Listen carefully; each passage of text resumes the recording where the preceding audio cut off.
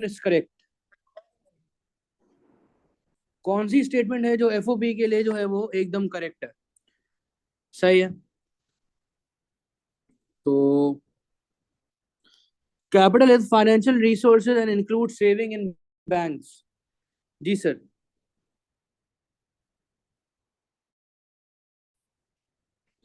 यार अपना जैनब हारून, इस इंक्लूडिंग सेविंग इन बैंक्स का मतलब क्या है इस लाइन का?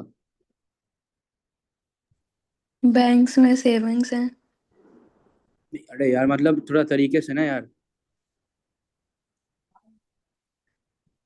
मतलब कि ए आंसर हो सकता है, नहीं हो सकता, ये मेरा मतलब पूछने का मकसद है। नहीं हो सकता। रीजन?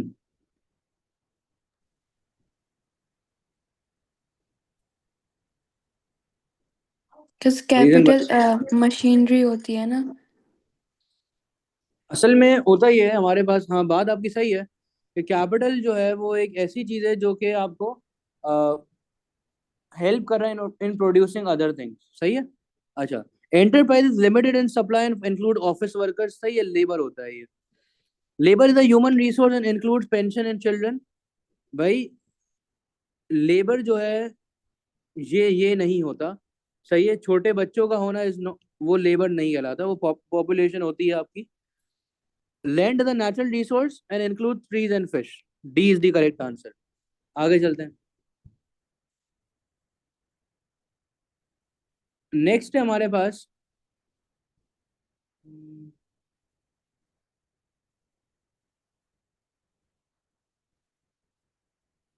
अ बिल्ड हाँ, a builder spends 1 hour travelling. सही है। अच्छा भाई।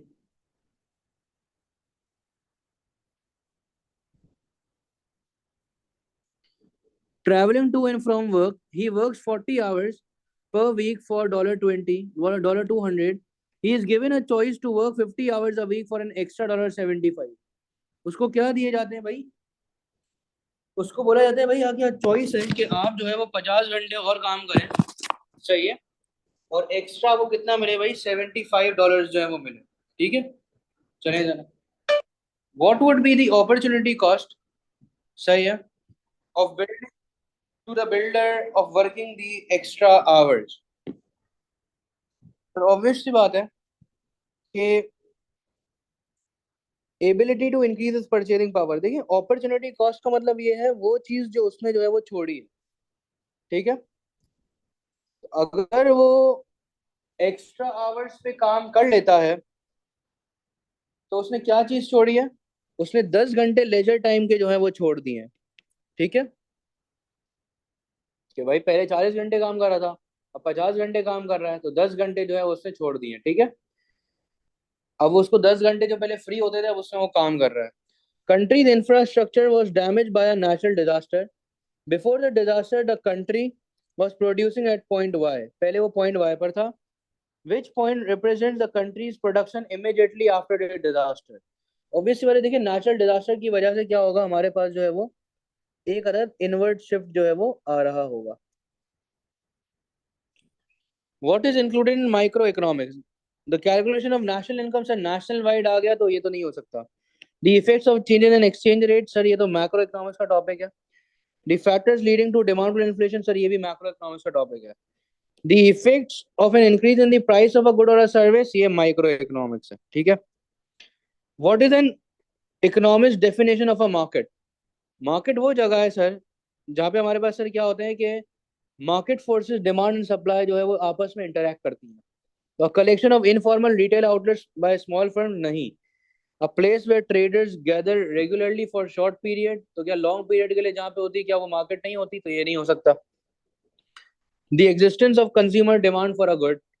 ठीक है। तो सर ये भी नहीं है। A system that enables the individual to buy and sell goods. मतलब मार्केट फोर्सेस जो कि क्या है आपकी डिमांड एंड सप्लाई की। What is an example of an external benefit from an individual cycling rather than driving to work? एक बंदा है साइकिलिंग कर रहा है और ड्राइव करके नहीं जा रहा। सही है। तो क्या एक्सटर्नल बेनिफिट जो होगा? ऑब्वियसली बात है सर कि अब आवाम को जो है वो ट्रैफिक कंजेशन भी नहीं होगी और पॉल्यूशन भी जो है वो उनको जो है वो एक्सपीरियंस नहीं करना पड़ेगा। एक टेलर है, उसके बाद 4 कस्टमर्स हैं। For a range of suits the table shows the yearly demand for the suits she makes, ठीक है। अच्छा, which price should be charge to maximise tailor's yearly revenue?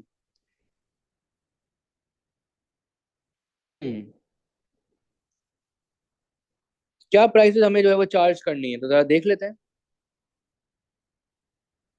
अच्छा क्वेश्चन है ये। अगर मैं बात करता हूँ, सूट की प्राइस कितनी, 800 है। कस्टमर आर जो है वो कितना हो गया, 3200। ये हो गया 800, ये हो गया 1600, और ये हो गया आपका 1600, ठीक है। इस पे आते हैं तो 100, 0, 900 और 1800। आर पे आते हैं, तो ये सूट की प्राइस अगर 1000 है तो 3000, 1000 है तो सर कितना आपकी हो गया आवाज एस। कट रही है। और हेलो, ठीक है।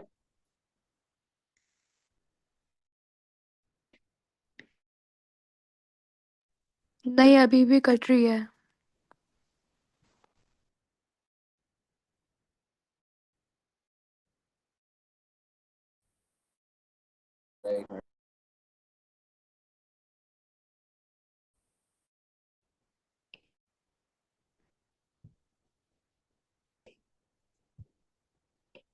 रहे थे कि टोटल कितना आ रहा है। देखिए यहाँ पे मैं क्या करा, सूट की प्राइस आ रही थी 800, 900, 1000 और 1100।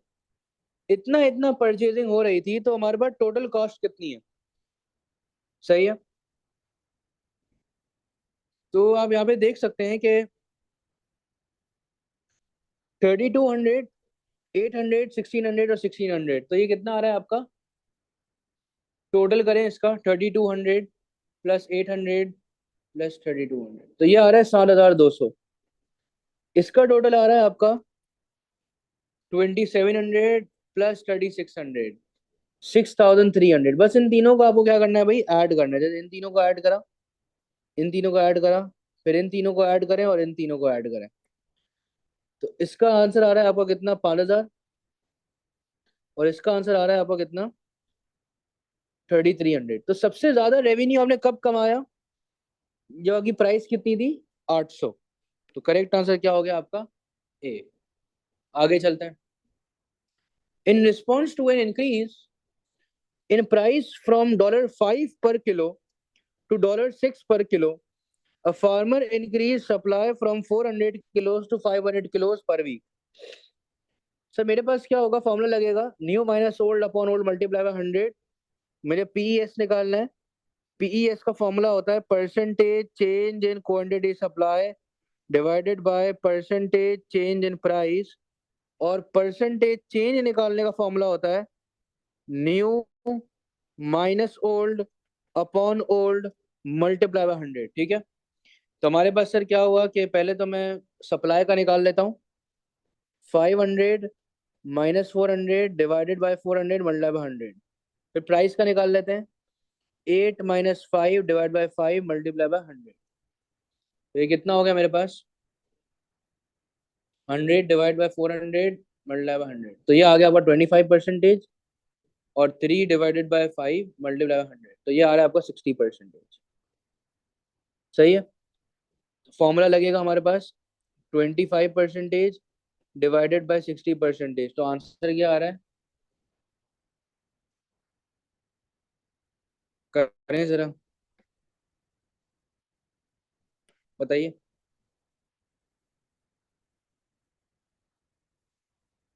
ये जरा कैलकुलेशन एक दफा देख लें जरा, मैंने थोड़ा, मुझे लग रहा है कि कैलकुलेशन सही नहीं करी है। Sir, सॉरी isn't बेटा, it ये 6? हाँ, ये मैंने बंद मार दिया, थोड़ा सा मसला हो गया। 6 सही, ठीक है। 6 - 5 डिवाइडेड बाय 5 मल्टीप्लाई बाय 100, तो ये आ रहा है आपका कितना,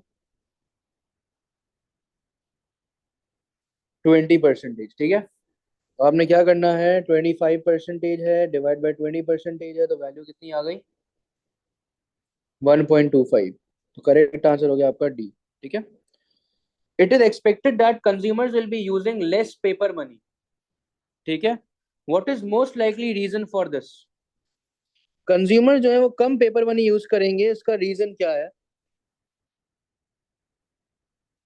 inflation reduces the value of paper money, sir ये तो है, पर सबसे जो इम्पोर्टेंट और सबसे मोस्ट लाइकली रीजन क्या हो सकता है यहाँ पे, कि हमारे पास more ways of making payments will be available.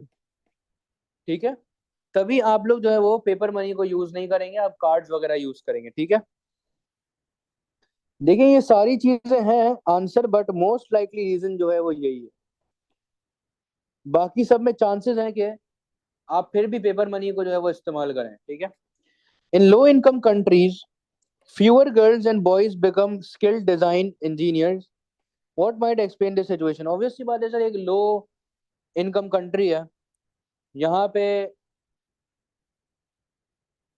Women empowerment, women education की तरफ कोई बात नहीं हो रही है। सही है। तो ऑब्वियस सी बात है कि girls are having lower opportunities to complete higher education than boys. ठीक है। C is the answer. Sir अब एक क्यों नहीं हो सकता girls are only interested in low wage jobs? Obvious सी बात है, ऐसा कोई भी इंसान नहीं है जो लो वेज जॉब्स में इंटरेस्टेड हो। हाई वेज जॉब में भी हो सकता है। Girls do not favour heavily manual work, बात सही है, पर यहाँ पे क्या सिचुएशन है कि क्यों कम लड़कियां एजुकेटेड हैं? क्योंकि सर उनको पढ़ने नहीं दिया जा रहा। ठीक है। आगे चलते हैं। A diagram shows a demand for and supply of labor in an industry. The original equilibrium is X. A trade union then negotiates at a wage rate of W. Trade union ने sir government को बोला कि भाई आप लगा दो national minimum wage लगा दो। सही है। What identifies the change in unemployment, employment sorry. हमारे पास देखें, आप खुद देखें कि पहले क्या हो रहा था कि हम लोग ऑपरेट कर रहे थे इस पॉइंट पे, अब हम लोग आ चुके हैं सर ये दो पॉइंट्स पे। ठीक है। क्लियर है। तो इसने क्या बोला, what identifies the change in employment? अक्सर बच्चा यहाँ पे आंसर कर रहा होता है डी, कि सर देखो देखो एम्प्लॉयमेंट का चेंज तो आर टी तो है, इतना तो डिफरेंस है। ओ भाई ये बताओ कि अभी पहले तो तुम यहाँ पर तो ऑपरेट वैसे ही कर रहे थे, यहाँ पर तो वैसे ऑपरेट कर रहे थे।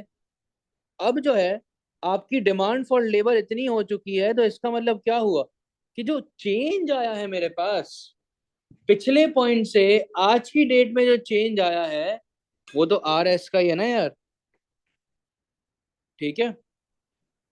आर टी तो सर क्या है, हमारे पास टोटल है ना सर, चेंज पूछा है उसने, तो पिछली दफा से इस दफा में कितना चेंज आया है, तो ये जरा पढ़ें इसको, इस वर्ड को।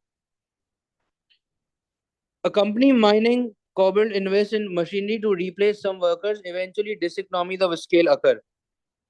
आपने लेबर को हटाया, आपने मशीन को रखी, मशीन को रखा तो डिसइकोनॉमी ऑफ स्केल हो गई, मतलब एवरेज कॉस्ट बढ़ गया। What could cause this situation? क्या हुआ जिसकी वजह से डिसइकोनॉमी ऑफ स्केल आपने एक्सपीरियंस किया? Fewer workers are needed, irrelevant point, output per hour increase. भाई जब आउटपुट पर आवर इंक्रीज हो चुका तो इसका मतलब तो इकोनॉमी ऑफ स्केल होना चाहिए। यहाँ पे आप एक्सपीरियंस कर रहे हो डिसइकोनॉमी ऑफ स्केल। भाई तो क्या सिचुएशन है? Overhead cost are spread and output increases. भाई ओवरहेड कॉस्ट इंक्रीज स्प्रेड हो जाएगी, ये सब इकोनॉमी ऑफ स्केल है, risk bearing economy of scale. यहाँ हम एक्सपीरियंस कर रहे हैं डिसइकोनॉमी ऑफ स्केल। भाई अभी तो डिस्कस किया कि एवरेज कॉस्ट क्या हो रही है अपनी, इंक्रीज हो रही है। ठीक है भाई। Why are many hair dressers able to operate a small business? भाई स्मॉल बिजनेस के लिए वो इसलिए ऑपरेट कर रहे हैं क्योंकि क्या कंपटीशन ज्यादा है इसलिए स्मॉल बिजनेस है? नहीं भाई, हेयर ड्रेसर जो है वो एक लो स्टार्टअप है उसका, और रनिंग कॉस्ट जो है वो बहुत कम है। लॉन्ग पीरियड ऑफ ट्रेनिंग तो नहीं चाहिए, थोड़े टाइम पीरियड में ही आप सीख जाते हैं। सही है। कैसे आपको जो है वो कटिंग वगैरह करनी है। High scope for economy of scale यहाँ पे हो ही नहीं सकता, क्योंकि ये एक सर्विस बिजनेस है, और इंडिविजुअल बेस्ड है, तो इकोनॉमी ऑफ स्केल तो आप एक्सपीरियंस करना इज नेक्स्ट टू इम्पॉसिबल यहाँ पे। ठीक है, अनटिल अनलेस कि आप मशीन्स को ले आए कि भाई अब आप जो है वो पर्सनलाइज सर्विसेज जो है वो करें। ठीक है, Dimitri owns a firm that produces and sells bottles of lemonade. He only sells one size of bottle. मतलब ये है कि एक ही साइज बॉटल का बेचती है, वही लेट्स सपोज लार्ज साइज है। ठीक है, अच्छा भाई, उसे रेवेन्यू निकालना है। रेवेन्यू का फॉर्मूला क्या होता है sir? Quantity multiplied by selling price. तो quantity sold multiply by the price per bottle. भाई कॉस्ट पर बॉटल से तो कॉस्ट ऑफ प्रोडक्शन पता चलेगी ना टोटल, इससे पता चलेगी मेरी रेवेन्यू। क्वांटिटी सोल्ड को प्रॉफिट से मल्टीप्लाई करूंगा तो मेरे पास क्या आ जाएगा? Total profit. मल्टीप्लाई करूंगा टैक्स से तो मेरे पास आ जाएगा टोटल टैक्स। मुझे रेवेन्यू निकालना है यार। ठीक है, आगे चलते हैं। Which market is likely to be most comparative? कौन सी मार्केट ज्यादा कंपेरेटिव होगी? एक ऐसी मार्केट जहां पे नंबर ऑफ सेलर्स बहुत ज्यादा है, या तो बी या तो डी। और एक ऐसी मार्केट जहां पे बैरियर्स टू एंट्री बहुत लो है, कोई भी जिसकी मर्जी है वो मुंह उठा के जो है वो मार्केट के अंदर एंटर हो सकता है। ठीक है, an economy has a high rate of inflation. In response to this, its government increases income tax. मतलब क्या हुआ कि गवर्नमेंट ने यहाँ लगा दी कॉन्ट्रैक्शनरी फिस्कल पॉलिसी को। ठीक है, what is most likely reason for this increase? भाई क्यों लगाया गवर्नमेंट ने भाई इनकम टैक्स? भाई ताकि डिस्करेज कर सके कंजम्पशन ऑफ हार्मफुल गुड्स। नहीं भाई, इनकम टैक्स लगाया है, इनडायरेक्ट टैक्स नहीं लगाया कि आप डिस्करेज कर रहे हो सर्टेन गुड्स की डिमांड को, टू रीडिस्ट्रीब्यूट इनकम। ठीक है, ये बात हो सकती है, पर ऑब्वियस सी बात है कि जब हाई रेट ऑफ इन्फ्लेशन है तो गवर्नमेंट का मेन मकसद जो है वो ये होगा कि मैं अपने एग्रीगेट डिमांड को इन्फ्लुएंस करूं, अपने एग्रीगेट डिमांड को कम करूं पहले, तो बाकी बाद में देखूंगा redistribution of income.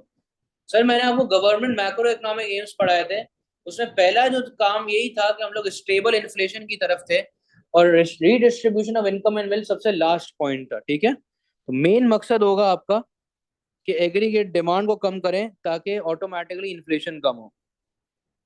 Interest rates are sometimes raise to control inflation, मतलब कॉन्ट्रैक्शनरी मॉनेटरी पॉलिसी। सही है, आ जाए जरा contractionary monetary policy. Why might this policy be effective? Sir consumers will be saving more. भाई मेन जो रीजन है वो यही है कि सर आप लोग सेविंग कर रहे होंगे तो आप लोग कंजम्पशन तो करेंगे ही नहीं, तो ऑटोमेटिकली एग्रीगेट डिमांड क्या हो जाएगा आपका?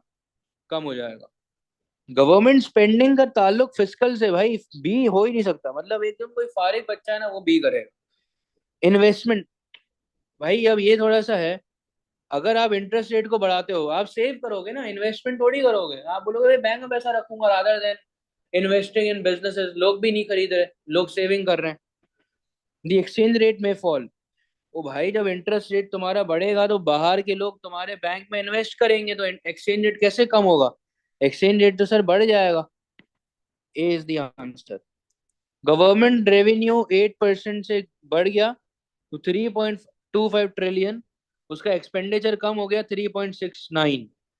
भाई रेवेन्यू बढ़ गया और एक्सपेंडिचर कम हो गया कितने? 3.69। अब आप खुद सोचें यहाँ पे, तो यहाँ पे तो लिखा हुआ है, इन द एंड हुआ सर क्या? डेफिसिट हुआ है, क्योंकि 3.25 मेरा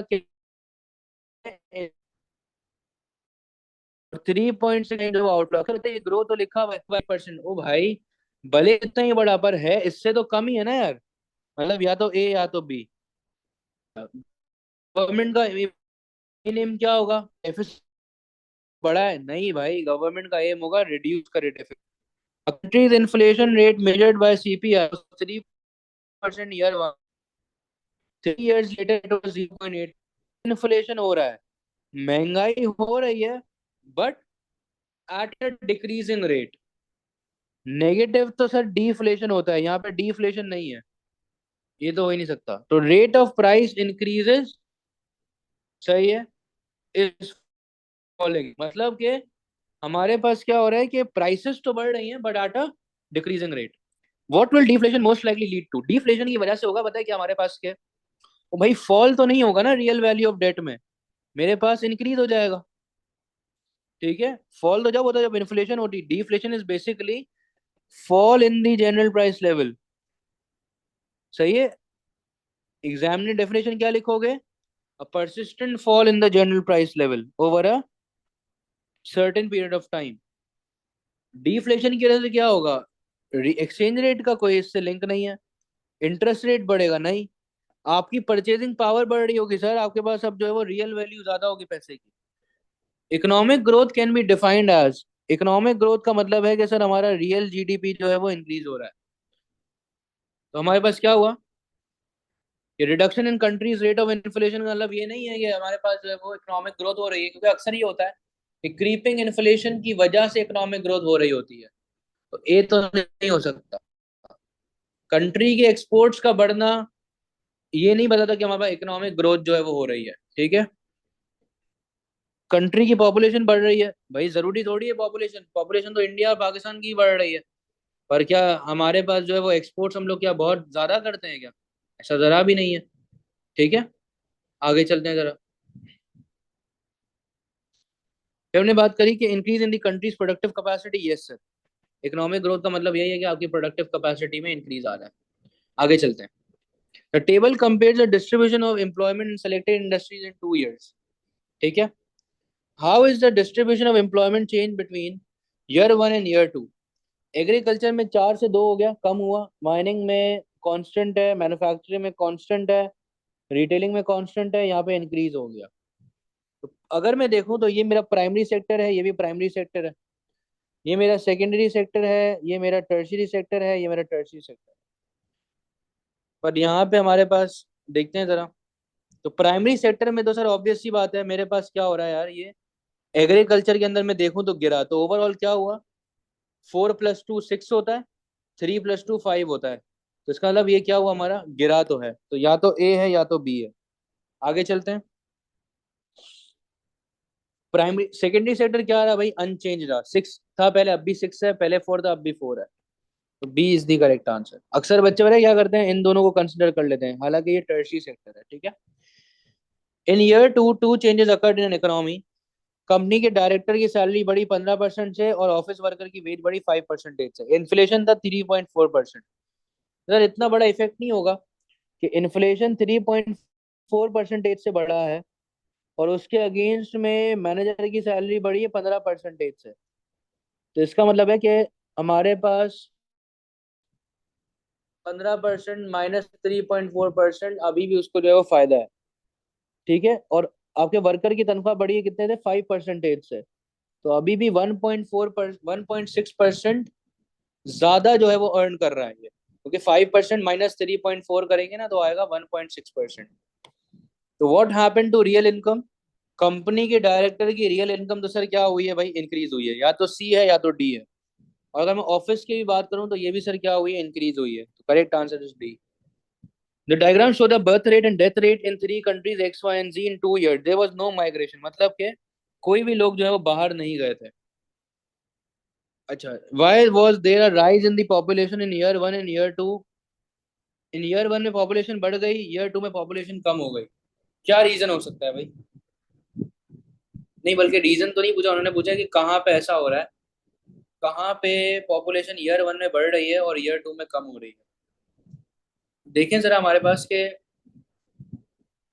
एक्स पे आता हूँ। एक्स की बात करें तो हमारा बर्थ रेट जो है वो सर क्या हो रहा है? लेट सपोज ईयर 1 की मैं बात करूँ, ये मेरा डेथ रेट है और ये मेरा बर्थ रेट है। सही है,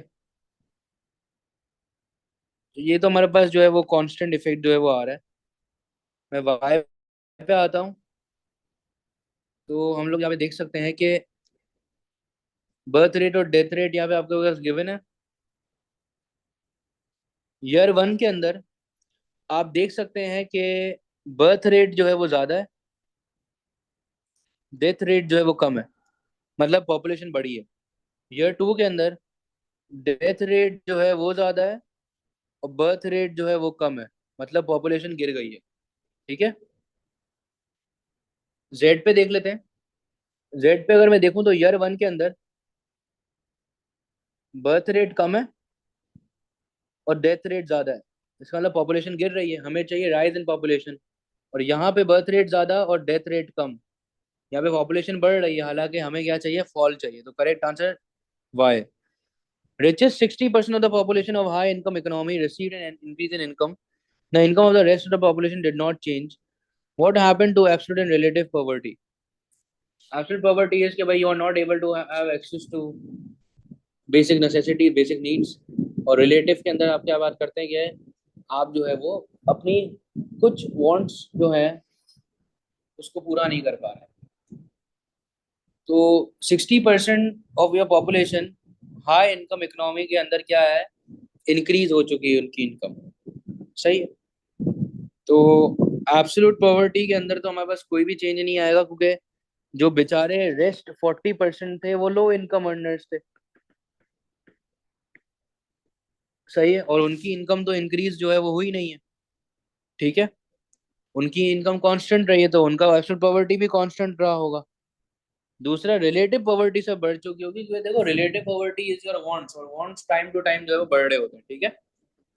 GDP is a better measure of comparative living standards when it is adjusted for the effects of. देखें, जीडीपी एक अच्छा मेजर जब है जब वो अपने आप को चेंज कर ले रियल जीडीपी पर हेड पे। क्योंकि जब रियल पे आएगा तो यहाँ पे रियल शोकेस करेगा इन्फ्लेशन को, और पर हेड शोकेस करेगा आपको पॉपुलेशन को। तो इसीलिए करेक्ट आंसर मेरे पास क्या हो जाएगा, D. What is the disadvantage of increasing international specialization? देखो, अगर आप इंटरनेशनल स्पेशलाइजेशन की तरफ जाते हो, ग्लोबलाइजेशन की तरफ जाते हो, तो ऑब्वियस सी बात है कि कंज्यूमर्स पे हायर प्राइसेस। नहीं सर, कंज्यूमर तो कम प्राइस पे करेगा। Domestic firm experience rising cost as they pay for more imports. नहीं सर, हमारे पास होगा ये कि डोमेस्टिक फर्म्स जो हैं वो इतने ज़्यादा कंपेरेटिव नहीं होंगे, क्योंकि इंटरनेशनल फर्म जो है वो ज़्यादा स्पेशलाइज्ड है, ज़्यादा अच्छे तरीके से काम कर रहा है।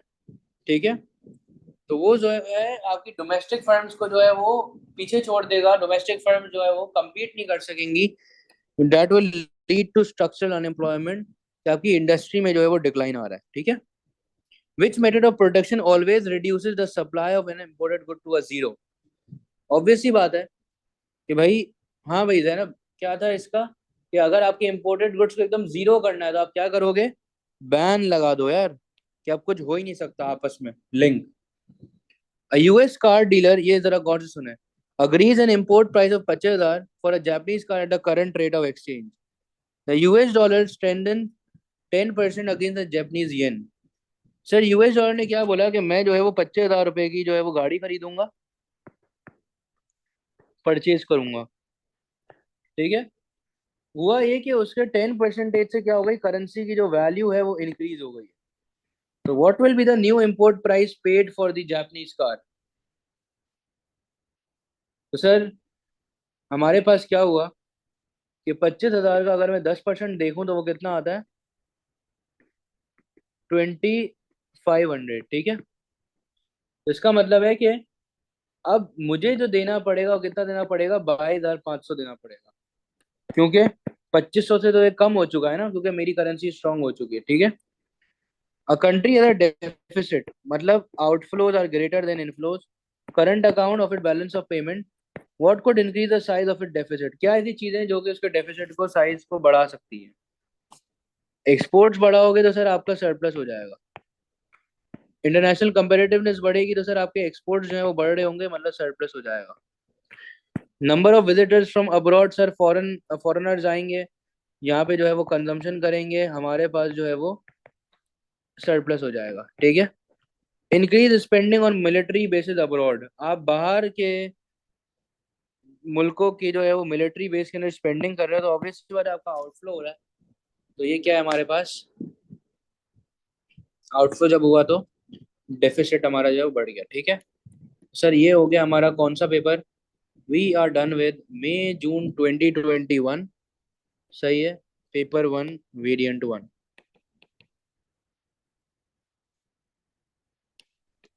चलें भाई। ओके हो गया भाई। कोई मसला है तो पूछ लें, अगर नहीं है तो भाई अल्लाह हाफिज।